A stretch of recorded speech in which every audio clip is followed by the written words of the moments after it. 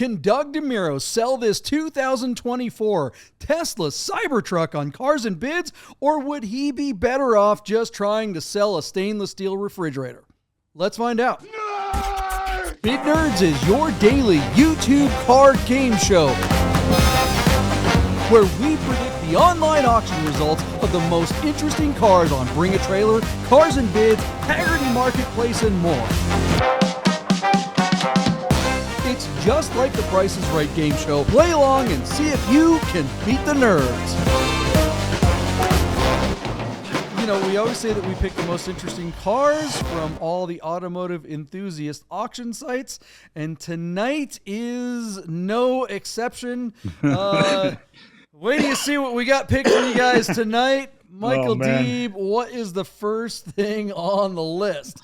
JP, I couldn't help myself. I think I picked this one, right? You didn't pick this. I picked this. Well, before you get to it, if you saw the beginning of the show, we teased this particular car, and so thanks for sticking around this long to get to it. But go ahead and introduce this truck.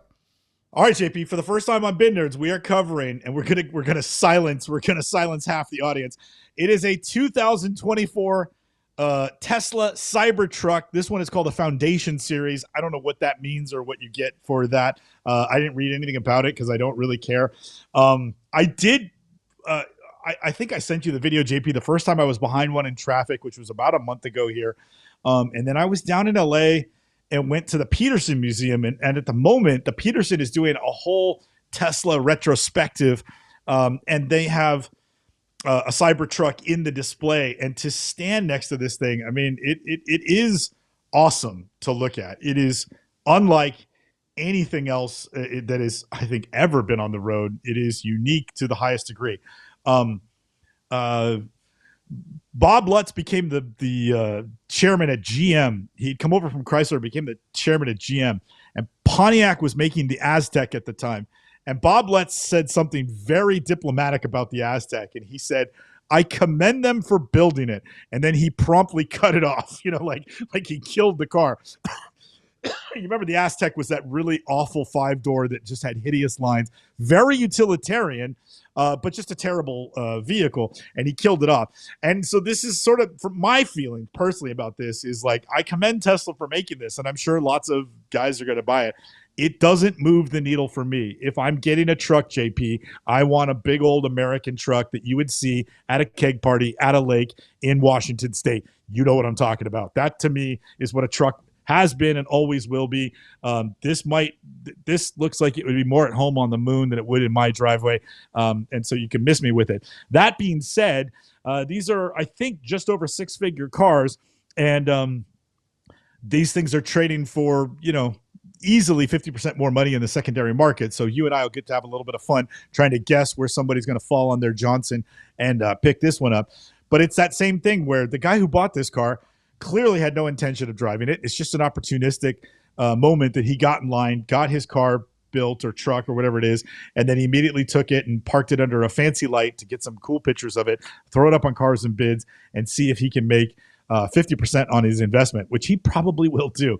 So, John, I serve it over to you. What are your feelings about the Cybertruck? And then what are your feelings about the speculators that just take advantage of having the money to go out, snap something, and then throw it up in the secondary market? This reminds me of the car. You remember Mental selected that Toyota track car, and he was really pissed about guys who got the opportunity to buy those, and they're preventing the people who want to use them at track from owning them because he wants to own it first and turn around and sell it in the secondary market for profit. The flippers, as we call them. Are you as heated about the flippers as Mental was? These things, I just laugh at it because you and I have been around the business for so long. This is par for the course. But here it is. It's happening in real time. The Cybertruck has hit the road, and the speculators are trying to cash in. So what do you think, JP? Our first Cybertruck. It's definitely on the right platform. Well, all right.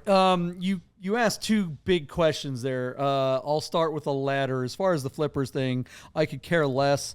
The flippers are going to get burned on this because unlike that Corolla GTR thing or whatever that Mental was all upset about, look, they're not going to make many of those, right? So, if you were a flipper and you bought it and you were speculating, you thought you're going to make a bunch of money. It's kind of like floating a short, right? The guy thought he was going to make a bunch of money by, selling it for way more money, and the market just said, no, we're not letting you do it. And there was enough people that just said, screw you, hippie, and it burned him, right? But those cars aren't going down in value. They're just not crazy high, right? Whereas this vehicle, the problem is that this was supposed to be a $60,000 car. And so the flipper, it's like, guys, production is going to catch up. It already has. The first ones of these, and we'll get to numbers here in a minute, but the first one that came to auction was like $250,000. We've already seen them trade for $100,000 less than on other platforms. So if you thought you were going to get in there and make a bunch of money, maybe a couple people will be able to. Maybe some people will make a little bit of money, but it's not going to last long because soon these will be around. Let's go back to the real question is, everyone ishes on the look of this truck. And I am here to tell you that if you love a Porsche 911, an air-cooled 911, and you don't love this truck, you don't know what you're talking about.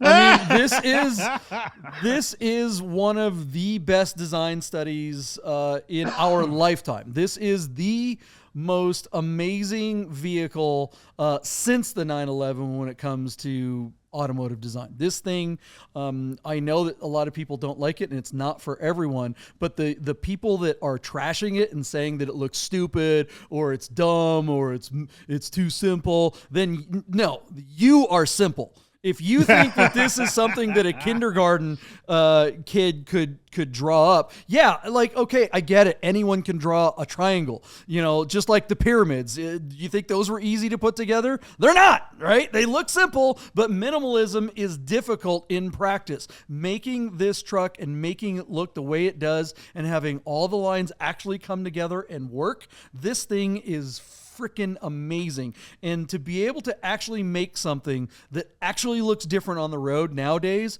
it's like music, right? I mean, how many different movies? It's like everyone's kind of remaking the same movies and remaking the same music and remaking, and every time they come up with something with a couple more curves or twists or whatever here and there, they're like, oh, look at me, we're so design forward. Oh, we're so creative because we came up with this new thing. No, you didn't. You just kind of redid the same thing everyone else has been doing. This is actually something different.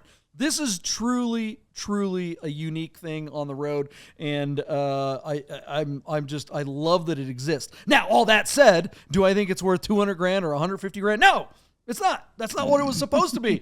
It's supposed to be a $60,000 truck, people. So everyone's judging, and it's like, but that's always been kind of Tesla's problem, is that Tesla's early vehicles were these six-figure cars back when six figures meant something, and they never really quite had that six-figure driving experience. They're good.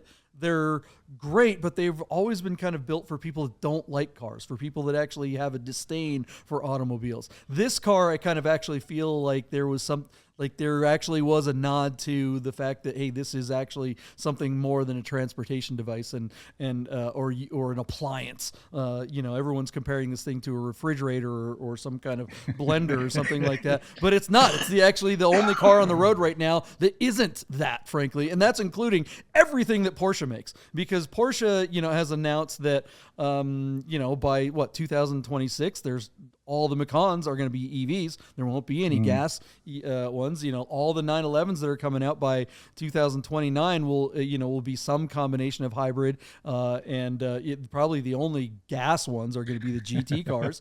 And then Panameras and all that stuff. It's all going EV, and they're all just looking like Jello blob versions of the same stuff. They look nice, whatever, but they're not. You can't say that they're unique or different or like this is when you think of a 911.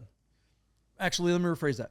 When someone says to someone, draw a sports car, you go to a little kid or a person that's not a car enthusiast or someone doesn't give a rat's butt about cars. If you show them the silhouette of an old 911, they're going to be like, oh, that's a Porsche.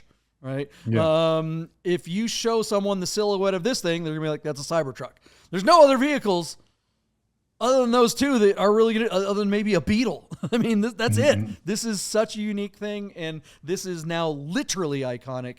And I commend Tesla for making it. I do want one, but I want one for the price that they're going to be available for in a couple of years when everything calms down and these are actually around. This might be the first EV that I actually get, if that ever happens. Pretty unlikely. But all right, so I know I sparked up the nerd herd on this one. Let's see here. Anthony's all right. Let's move on. What do we think this thing's going to bring? All right, so JP, so there's a lot of bids in the $150,000 range. Some 140s, some 150s, some 155s, some 160s. There's a couple in the 128 range because that's where the truck is at right now. So here's the deal. Let's break down some numbers really quick. So the base price of the Cybertruck was $79,900. So it wound up being 20 grand over what it was supposed to be. This one being an early foundation series. The foundation series is a $20,000 option package, and I still don't know what it includes. And I don't care. But the base price, the MSRP on this car was $101,985. So at $102,000 plus or minus about 11%, this car cost its owner about $112,000, $113,000.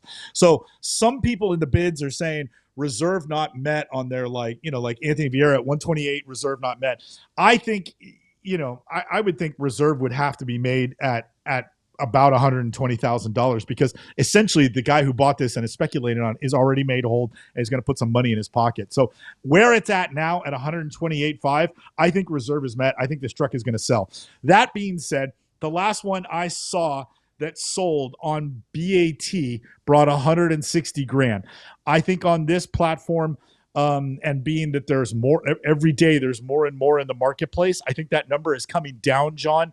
And I'm going to give you $150,000 where I believe it will sell. I think this car is destined to make another 21.5, and I think it'll sell for that number at 150. So JP, where are you at?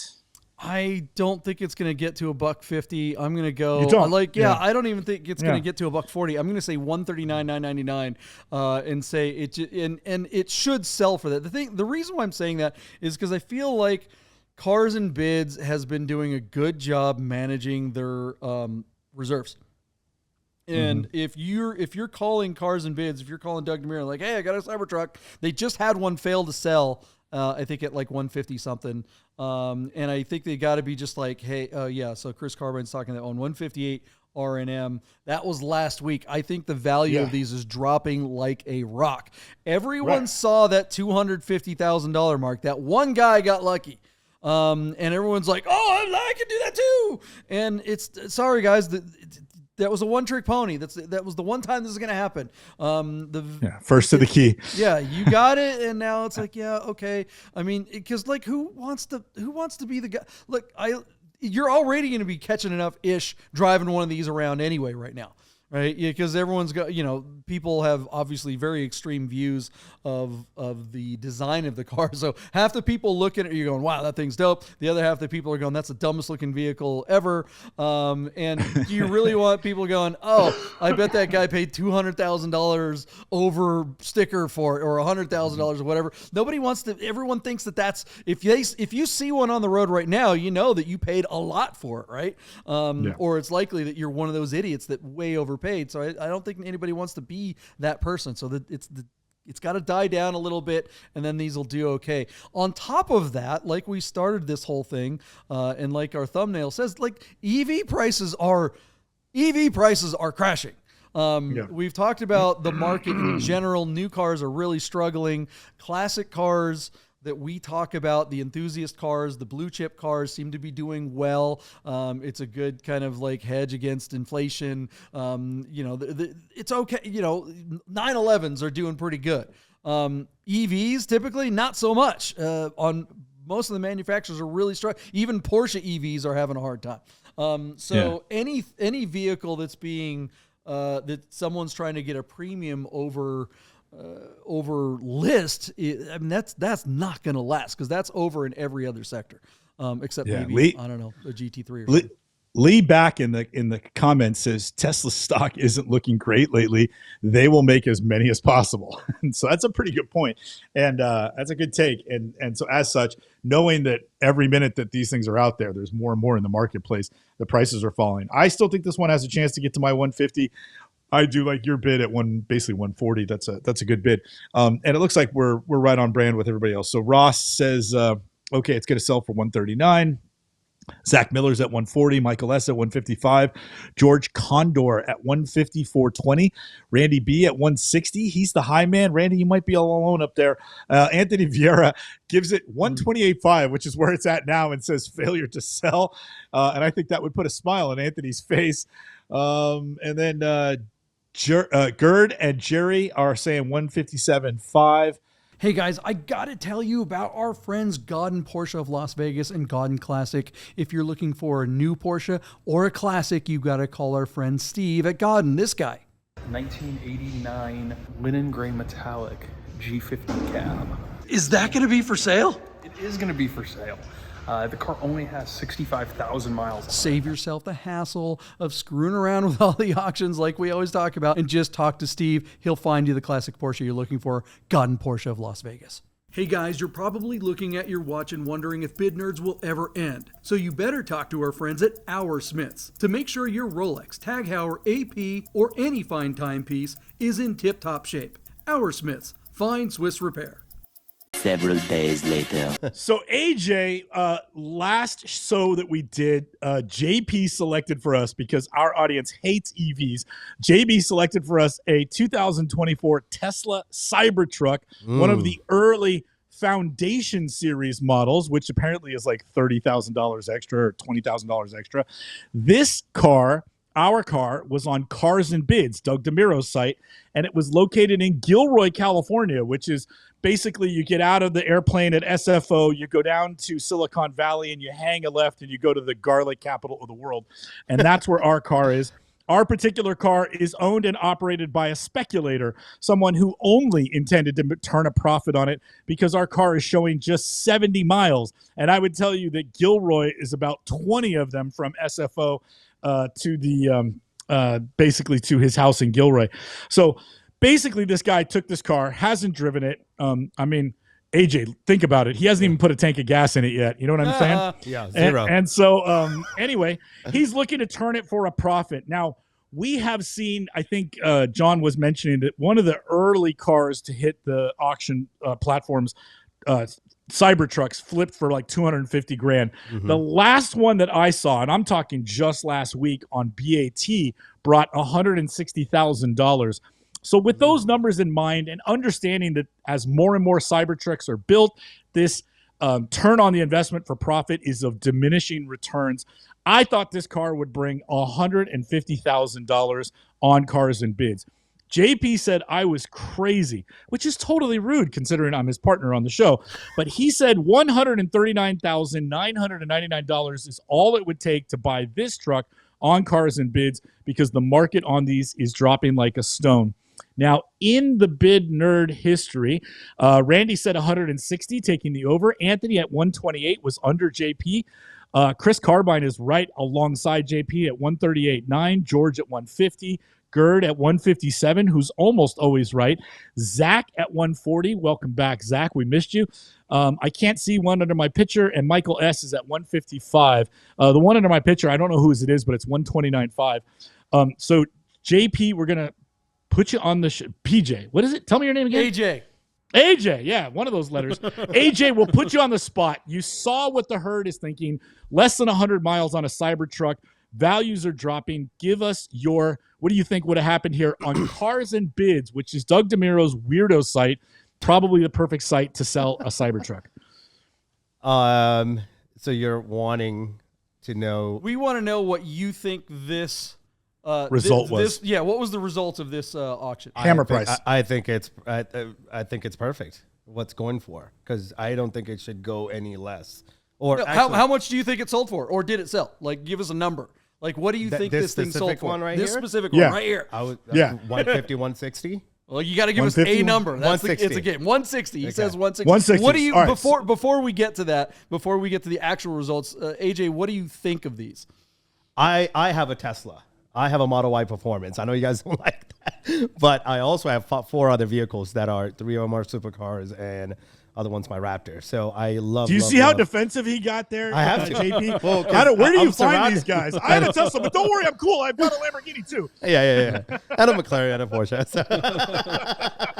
But Oh my I mainly. God. Hey, don't throw out your back picking up all those names you just I know. dropped. I know. I got 2 more on the way too. So we'll Yeah, see. it's like whatever Fair play. the Fair environment that you're saving with a Tesla, you're making up for. It's like you're getting With the other 4 with the negatives. Yeah, 85 love that it. I have Yeah, on the- exactly. Yeah. All right. Okay, Yeah. so AJ says $160. Michael D, what were the actual results of this auction? All right, JP, we were both really close on this one. The final price was $145,000, which means I beat you, JP, by a single dollar. $1. However, Yeah. Wow. however, it failed to sell at that number on 37 bids. So, JP, I don't think it'll be any surprise. My first take on this, thinking at 150 and you saying the market is falling like a stone and you bid just underneath it, I think, and I think everybody will agree, this guy was crazy to not take that money. At 145, he should have let go of it, Yep. made his like 20,000 instead of 30,000, and moved on, because now he owns this thing and he's never going to get 145 for it again. Nope. So, JP, I say to you, because I beat you by $1, we split the difference on this one. What do you think? Do you agree with that take? And were you surprised that it went just over you? Like, what do you think? Yeah, I mean, I'm supposed to disagree with you on this show because generally you're wrong, so that's not a difficult thing to do. But I have to agree with you 100%. The guy should have taken the dang money, and I guess he wanted a Cybertruck, and so now he's going to get to drive it. Because the next time this thing goes up for auction, he'll be like, if he tries to switch to a different platform, like bring a trailer, maybe he gets 140. Or 135 at this point, or and how many other ones have hit the market already? Maybe it's like a week later. I think next week. This is $125. It's just going to be going down $5,000 a week until it's down to retail. Yachts. Somebody got a Yahtzee in the Spud Syndicate. No. Oh, is that right? I've got a take for you though. Why don't you and I get our dealer license and then we can sell it to the guy in studio for 160 and make a fortune on it? Yeah, AJ, would you have bought this thing for 145? Nope. I have one on order, and I'm going to Yeah! pay MSRP. He's gonna save some money. That's right. That's the way to do it. All right, Mine's much not smarter coming. than this guy. Mine's not coming for a couple of years. but- Yeah. All right. all right. Well, maybe we'll see if the It'll hype be is still 160 by the happening. time it gets here. Yeah. No, it will be 80,000 by the time it gets here.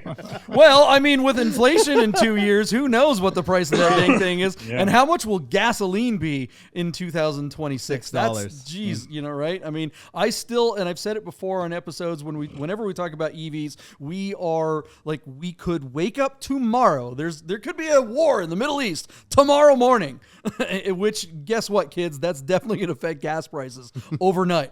So we could be in a situation where gas prices could skyrocket, and I think if and when that happens, not necessarily World War III, but when gas prices skyrocket, we will see a resurgence in EVs. But that said, let's move on. But before we do, what do you guys think of the results of this Cybertruck's auction? Let us know in the comments below. Hey guys, thanks for watching this clip of the Bid Nerds podcast. Play along with us live every Sunday and Wednesday night at 6:30 p.m. on YouTube. And see if your bids stack up to the rest of the nerd herd in the chat live. Thanks for hanging out, and we'll see you on the next episode.